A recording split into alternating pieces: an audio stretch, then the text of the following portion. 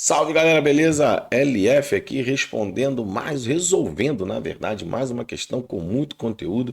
Questão da provinha da FUVEST 2019, questão 6, que fala de uma reaçãozinha, né? Uma reação entre um haleto de alquila e etanol.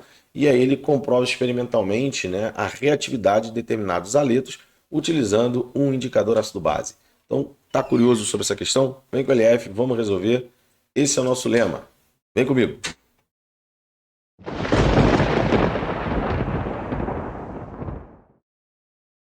Salve galera, LF aqui com vocês para responder mais uma questão da FUVEST 2019. A questãozinha top. Vem comigo. Galera, a questão ele diz assim, ó. Alguns cloretos de alquila, lembrando que cloreto de alquila, né, vai ter um radical metil, etil, propil, isopropil, um radical qualquer, ligado a um átomo de cloro, né? Então ele vai ser um haleto, né, porque o cloro é um halogênio, um haleto de alquila no geral, tá? Que a gente representa assim, ó, R, X. Lembrando que em química orgânica, a letra X representa um halogênio. Bom, alguns cloretos de alquila transformam-se em éteres quando dissolvidos em etanol, e a solução é aquecida a determinada temperatura. A equação química que representa essa transformação está aqui. O detalhe importante é que quando a reação ocorre, olha o que ela forma, íon H+. Então, esse íon H+, pode ser detectado por um indicador. E é isso que ele vai fazer na questão. Bom, ele diz assim, um grupo de estudantes realizou um experimento para investigar a reatividade de 3 cloretos de alquila a reagir com etanol, conforme descrito a seguir, esquematizado na tabela. A tabela vem no outro slide, tá? O grupo separou 4 tubos. Em cada tubo, colocou 1 ml de etanol e uma gota de indicador alaranjado de metila. A seguir, adicionou 6 gotas de cloreto de metila. Então, aqui o primeiro ao tubo 2, cloreto de metila, tá? 6 gotas de cloreto de sec-butila e 6 gotas de cloreto de terc-butila. Então a gente vai ver as fórmulas já. Bom, a gente vai ver a diferença também entre eles, tá? Os 4 tubos foram aquecidos por 10 minutos a 60 graus em banho de água e, após esse tempo, foram registradas observações experimentais relacionadas às cores das soluções, linha 2 da tabela. Surgiu a dúvida quanto ao resultado obtido no tubo 2, e assim sendo, os estudantes resolveram fazer um novo teste, adicionando a cada um dos tubos 2 gotas de uma solução de 5% de nitrato de prata em etanol. Galera, o nitrato de prata vai gerar íons prata, que caso tenha cloreto, eles vão precipitar como cloreto de prata, que é um sólido branco. Tá bom? Então, se realmente a reação aconteceu, houve a liberação de cloreto para a solução, que vai ser evidenciada na formação de cloreto de prata, tá?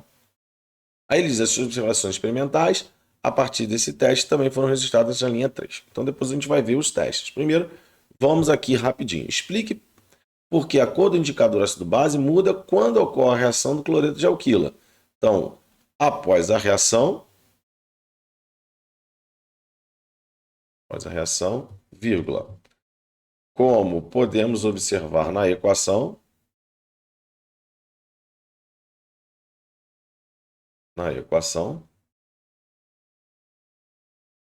vírgula, haverá liberação de íon H+, vírgula, provocará a mudança de cor no indicador. Tá? Como é que funciona o indicador? O indicador, geralmente, ele é um ácido fraco, né? Então, ele vai estar regido por esse equilíbrio aqui, ó, em menos mais H+. Bom, isso aqui vai ter uma cor que eu digo que chamo de cor 1, isso aqui vai ter uma cor 2. Se a gente aumenta a concentração de H+, pelo princípio de Le Chatelier, esse equilíbrio vai ser deslocado para o sentido oposto. E aí vai prevalecer a cor 1. Se a gente aumenta a concentração de OH-, o OH- consome o H+, e aí desloca o equilíbrio para a cor 2. Então é assim que funciona mais ou menos, né, um indicador ácido-base. Tá? Ele vai deslocar esse equilíbrio em função da presença de H+, ou da presença de OH-. O H- tira H+, e o H+ acrescenta. E aí, pelo princípio de Le Chatelier, se eu aumento a concentração de um produto, eu desloco para o reagente. Se eu diminuo a concentração de um produto, a gente desloca para repor o que foi retirado nesse produto. Então é assim que funciona o indicador ácido-base, tá bom? Bom, agora vamos lá para a tabela que ele tanto cita na questão. Então aqui tem o cloreto de metila. Então esse aqui é o cloreto de metila, tá? É aquele tubo que ele disse que adicionou cloreto de metila. Qual é a característica do cloreto de metila? Esse cloreto aqui, esse cloreto de alquila, ele vem de carbono primário. Então esse é o cloreto de metila. Beleza? Esse aqui é o cloreto de sec-butila, porque esse é o radical sec-butil, ó. Esse é o radical sec-butil, que está no carbono secundário do butano. E aqui, como ele está no carbono terciário, esse radical aqui, ele vem desse composto que é o metilpropano.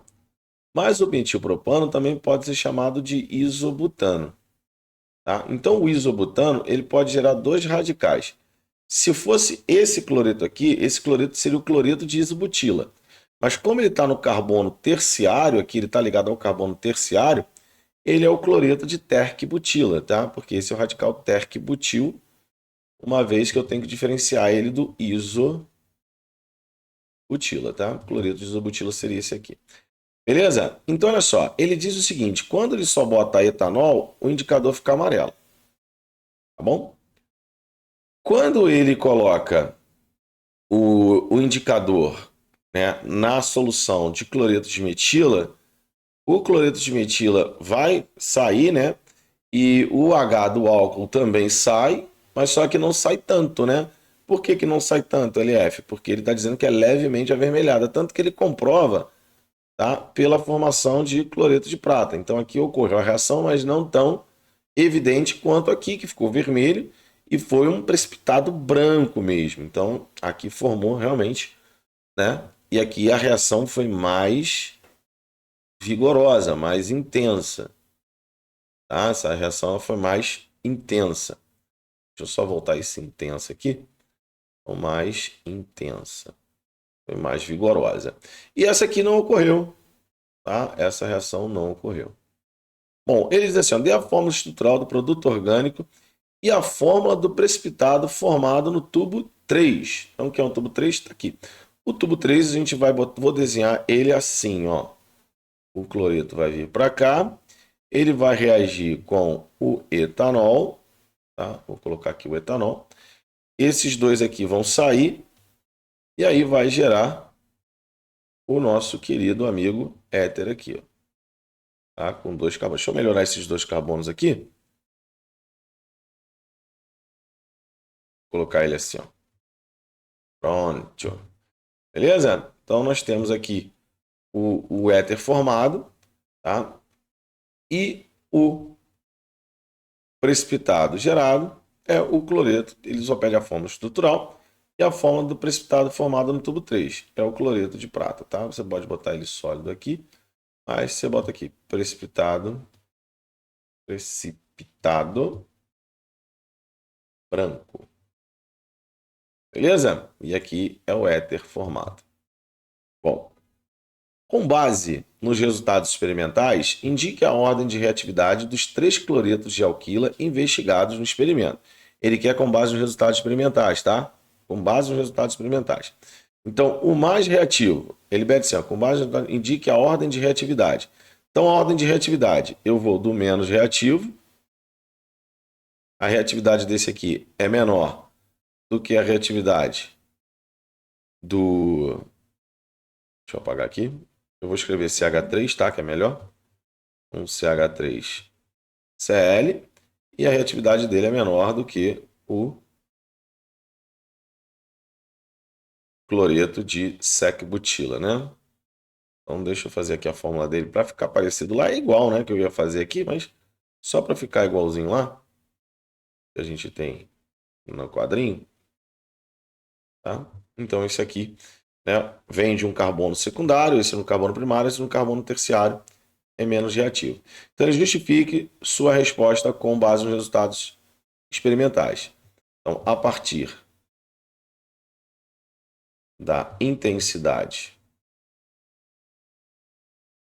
vírgula, e formação da cor vermelha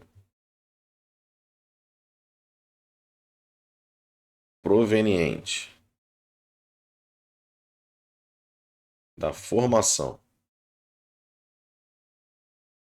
do H+, vírgula, produto da reação,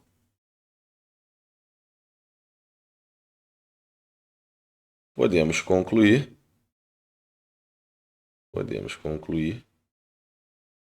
que o haleto, vou botar cloreto, né? Já que ele está sempre falando do cloreto.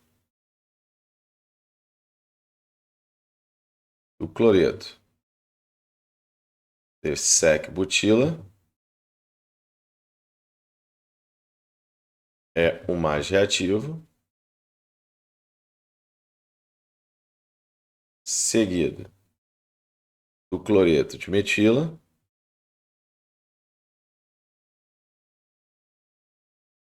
e o não reativo, nem botar menos reativo, não reativo é o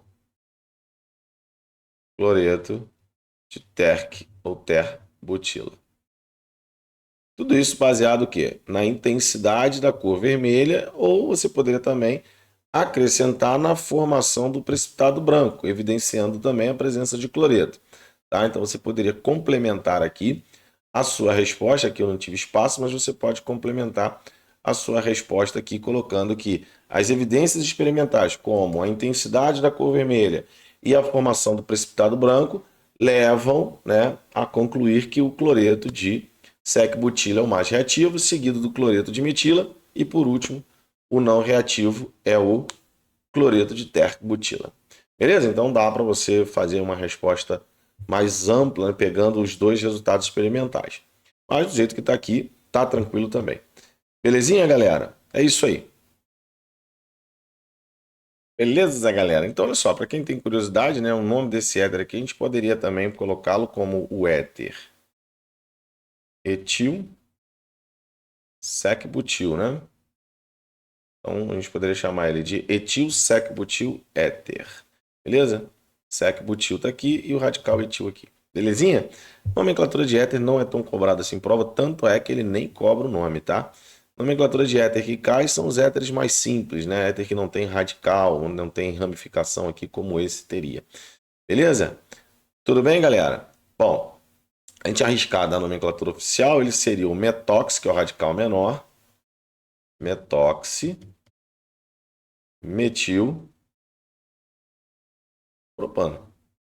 Tá? Porque esse aqui tem um radical metil, 1, 2, 3, né? E esse aqui seria o propano. Metil propano, aí aqui seria o carbono 1, né? 1 metil propano, que aí ele poderia ser no carbono 2 metil, tá bom? Então, seria essa possibilidade de nomenclatura. Não acredito que isso seja cobrado em prova dessa forma aqui, nesses éteres. Show de bola? Então, galerinha, é isso aí. Fechamos, finalizamos a prova de 2019 da FUVEST. Vem com a LF, sucesso total e garantido. Vamos para a próxima prova, próximo ano. Muita coisa para resolver. Vamos lá.